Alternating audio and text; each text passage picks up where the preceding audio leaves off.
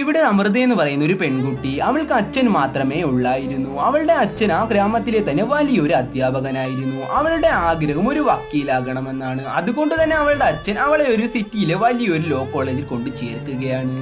അങ്ങനെ final year കോളേജിൽ നിന്ന് ടൂർ പോയതിനു ശേഷം ആരോ അവൾ കുളിക്കുന്ന വീഡിയോ ഇന്റർനെറ്റിൽ അപ്ലോഡ് ചെയ്യുകയാണ്. ഇത് കണ്ട ആ കോളേജിലുള്ള എല്ലാവരും അവളെ കളിയാക്കുകയാണ്. ഇതെല്ലാം കണ്ട അമൃത വളരെ ഡിപ്രഷനിലായിരുന്നു. ഈ കാര്യമെല്ലാം അവളുടെ അച്ഛനും അറിയുകയാണ്.